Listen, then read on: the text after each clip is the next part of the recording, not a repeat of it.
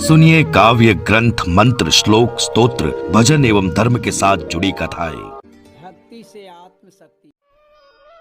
श्रीमन्नारायण नारायण नारायण, हरि गोविंद नारायण नारायण नारायण, हरि हरि नारायण नारायण नारायण। मामवलोकै पंकज लोचन, कृपा विलोकन सोच विमोचन। मम विरक्त रघुकुल नायक, धृतवर चाप रुचिर कर शायक। मोषम दीन न दीन हिता, तुम समान रघुवीर। हस विचारि रघुवंश मणि, हरऊ विशंभव वीर। आज मैं श्रीमद् भागवत महापुराण की प्रथम खंड के चतुर्थ स्कंद के 12वां अध्याय खा के रूप में मैं इसे दे रहा हूं। त्रुटि के लिए क्षमा करेंगे।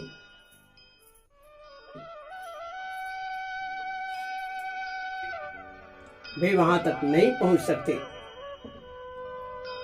सके। वे नीचे से केवल उसे देखते रहते हैं। सूर्य और चंद्रमा आदि ग्रह, नक्षत्र एवं तारागण भी उनकी प्रदक्षिणा करते हैं। चलिए आप उसी विष्णु लोक में निवास कीजिए, विष्णु धाम में निवास कीजिए। हे प्रियवर, आज तक आपके पूर्वज तथा और कोई भी उस परम पद कभी नहीं पहुंच सके। उस परम पद पर कभी नहीं पहुंच सके। भगवान विष्णु का वह परम धाम सारे संसार में वंदनीय है, अस्मरणीय है।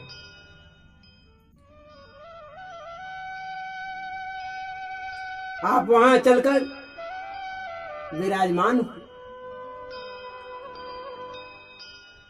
हे पुण्य श्लोक शिखामणि, श्री हरि ने आपके लिए ही भेजा है। हे आयुष्मान, यह श्रेष्ठ विमान भी आप ही के लिए है और आप इस पर चढ़ने योग्य हैं। मैत्री जी कहते हैं कि भगवान के प्रमुख पार्षदों की ये अमृतमय वचन को सुन करके ध्रुव जी, भागवत ध्रुव जी ने स्नान किया, फिर संध्या वंदनादि करके नित्य कर्म से निवृत्त हो मांगलिक अलंकार आदि धारण किए। बद्रिकाश्रम में रहने वाले मुनियों को प्रणाम किया, उनका आशीर्वाद लिया। इसके बाद उस श्रेष्ठ पुरुष अर्थात ध्रुव उस विष्णु पार्षदों के द्वारा लाए गए विमान की पूजा और प्रदक्षिणा की और पार्षदों को प्रणाम कर सुवर्ण के सवाण कांतिमान दिव्य रूप धारण कर उस पर चढ़ने को तैयार हो। तदुत्तान पदः पुत्रो ददर्शान्तकमागतम्, मृत्योर्मूर्धने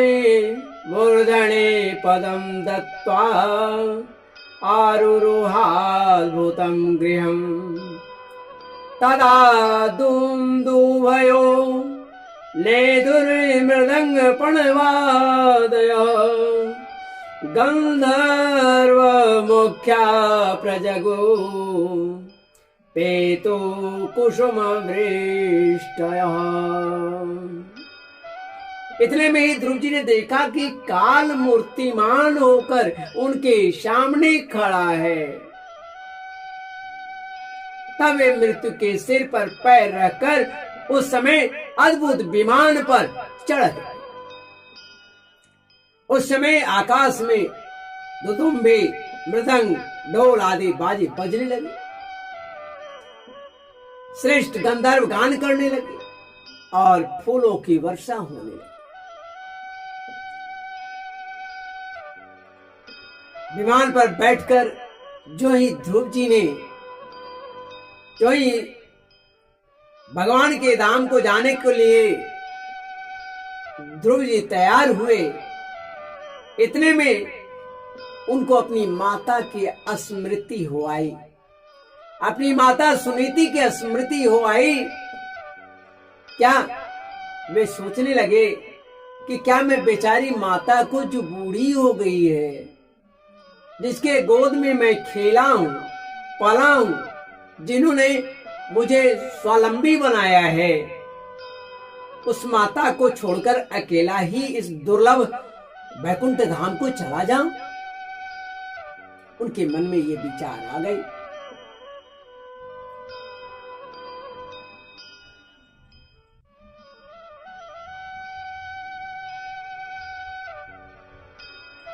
उनके मन में ये विचार आ गए, आने लगा। नंद और सुनंद ने ध्रुव की हृदय की बात को जान लिया। उन्होंने दिखलाया कि हे महात्मा, हे ध्रुव, तुम जिन माता के बारे में सोच रहे हो, वह माता तुमसे आगे आगे चल रही है। देवी सुनीति आगे आगे तुम्हारे दूसरे विमान पर वह चल रही है। उन्होंने क्रमशः सूर्य आदि सभी ग्रह देखे। मार्ग में जहां तहां विमान पर बैठे हुए देवता उनकी प्रशंसा करते हुए फूलों की वर्षा करते जाते थे। उस दिव्य विमान पर बैठकर ध्रुव जी त्रिलोकी को पार कर सप्तर्षि से भी ऊपर भगवान विष्णु के नित्य धाम में पहुंचे। इस प्रकार उन्होंने अविचल गति प्राप्त की। यह दिव्य धाम अपने ही प्रकाश से प्रकाशित होता है। इसी के प्रकाश से तीनों लोक प्रकाशित होता है। इसी में जीवों पर निर्दयता करने वाले, इस लोक में जीवों पर निर्दयता पूर्वक प्रहार करने वाले कभी नहीं जा सकते, या निर्दयता पूर्वक करने वाले पुरुष नहीं जा सकते। यहाँ तो उनकी पहुंच होती है जो दिन रात प्राणियों के कल्याण की बात सोचते हैं, दिन रात प्राणियों के कल्याण के लिए शुभ कर्म करते रहते हैं, उनके लिए यह स्थान है। जो शांत समदर्शी हैं, सभी में एक जैसा भाव रखने वाले हैं, शुद्ध और सब प्राणियों को प्रसन्न रखने वाले हैं, तथा भगवत भक्तों को ही अपना एकमात्र सच्चा मित्र समझते हैं, सुहृद मानते हैं, ऐसे लोग सुगमता से इस जो भगवत धाम है इसको वे प्राप्त कर लेते हैं। इस प्रकार उत्तानपाद के पुत्र भगवत पारायण श्री ध्रुव जी तीनों लोकों के ऊपर उसके निर्बल चूड़ामणि के समान विराजमान हुए। हे कुरुनंदन, जिस प्रकार दाएं चलाने के समय खंबे के चारों ओर बैल घूमते रहते हैं, उसी प्रकार यह गंभीर वेग वाला ज्योतिष चक्र, ये जो ज्योति चक्र है, उस अविनाशी लोक के आश्रय ही निरंतर घूमता रहता है।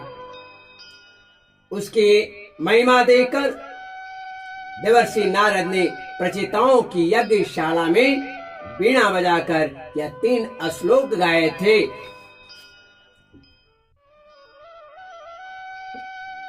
अब ये 3 श्लोक क्या है? नारद उवाच नूनं सुनीते पतिदेवतायास्तप प्रभावस्य सुतस्य तां गतिं दृष्ट्वाभ्युपायान्नपि वेदवादिनो नैवाधिगन्तुं प्रभवन्ति किं नृपः पंचवर्षो गुरुदारे वाक्सारे पंचवर्षो गुरुदारे वाक्सरे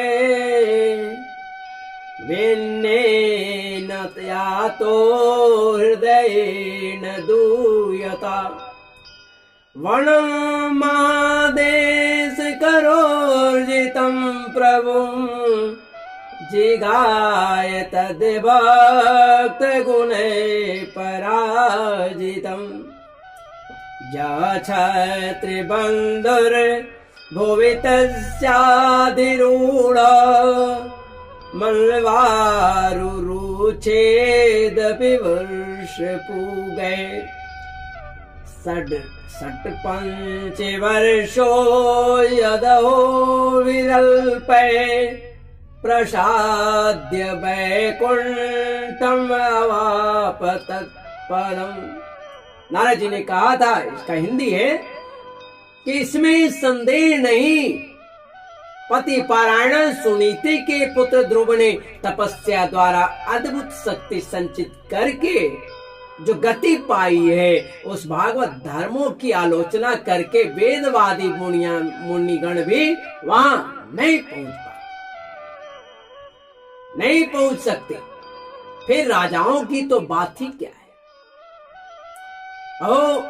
वे 5 वर्ष की अवस्था में ही सौतेली माँ के वाग्बाणों से बिंद करके मर्माहत हो करके दुखी हृदय से वन में चले गए और मेरे उपदेश के अनुसार आचरण करके ही उन अजय प्रभु को जीत लिया, जो केवल अपने भक्तों के गुणों से ही बस में आते। ध्रुव जी ने 5-6 वर्ष की अवस्था में कुछ दिनों की तपस्या से ही भगवान को प्रसन्न करके उनका परम पद को प्राप्त कर लिया, किंतु उनके अधिकृत किए हुए इस पद को भूमंडल में कोई दूसरा क्षत्रिय क्या वर्षों तक तपस्या करके भी पा सकता है क्या? असंभव है। मैत्रेय जी कहते हैं कि विदुर जी, तुमने मुझसे उदार कृति ध्रुव जी के चरित्र के विषय में पूछा था, सो मैंने तुम्हें वह पूरा का पूरा सुना दिया, पूरा वृतांत सुना दिया। साधु जन इस चरित्र की बड़ी प्रशंसा करते हैं। यह धन, यश और आयु की वृद्धि करने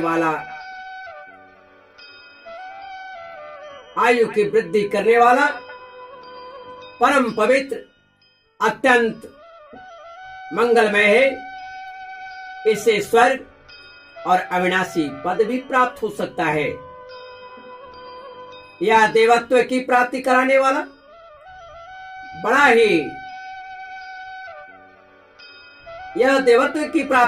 वाला बड़ा ही प्रशंसनीय, समस्त पापों का नाश करने वाला है। भगवत भक्त ध्रुव के इस पवित्र चरित्र को जो श्रद्धा पूर्वक बार-बार सुनता है, कहता है, उन्हें भगवान की भक्ति श्रद्धा पूर्वक प्राप्त होती है, उनको भगवान की भक्ति प्राप्त होती है, जिससे उनके सभी दुखों का नाश हो जाता है। अनन्य भक्त भगवान ध्रुव बड़े ही उच्च कोटि के भक्त हैं, जो महत्व चाहते हैं उन्हें महत्व की प्राप्ति कराने वाला स्थान मिलता है। जो तेज चाहते हैं उन्हें तेज प्राप्त होता है, मनुष्यों का मान बढ़ाता है। पवित्र कृति ध्रुव के इस महान चरित्र का प्रातः और सायंकाल ब्राह्मण आदि द्विजातियों के समाज में एकाग्र चित्त होकर के एकाग्र चित्त से कीर्तन करनी चाहिए। कीर्तन के योग्य है ये। भगवान के परम पवित्र चरणों की शरण में रहने वाला जो पुरुष इसे निष्काम भाव से पूर्णिमा, अमावस्या, द्वादशी, श्रवण नक्षत्र में, तिथि 6, व्यतिपात में, संक्रांति में अथवा रविवार के दिन श्रद्धालु पुरुष को सुनाता है, वह स्वयं अपने आत्मा में ही संतुष्ट रहने लगता है और सिद्ध हो जाता है। यह साक्षात भगवत विषयक अमृतमय ज्ञान है। जो लोग भगवान मार्ग से मर्म के अनभिज्ञ हैं, या जो लोग भगवान मार्ग के मर्म से अनभिज्ञ हैं, उन्हें जो कोई इसे प्रदान करता है, उस दिन वत्सल कृपालु पुरुष पर देवता अनुग्रह करते हैं। ध्रुव जी के कर्म सर्वत्र प्रसिद्ध है, परम पवित्र है। वे अपनी बाल्यावस्था में ही माता के घर और खिलौने का मोह छोड़कर श्री विष्णु भगवान के शरण में चले गए थे। हे कुरुनंदन, उनका यह पवित्र चरित्र मैंने तुम्हें सुना दिया। आगे जो सुनना चाहो वह पुनः कहो। इस प्रकार यदि श्रीमद् भागवत महापुराण की पारमहंसायाम संहितायाम चतुर्थ स्कंद के ध्रुव चरित्र नाम 12वां अध्याय यहाँ पर समाप्त होता है। त्रुटियों के लिए आप सभी से मैं बारंबार क्षमा चाहता हूँ। श्रीमन्नारायण नारायण नारायण, अजि गोविंद नारायण नारायण नारायण, हरे हरे नारायण नारायण नारायण।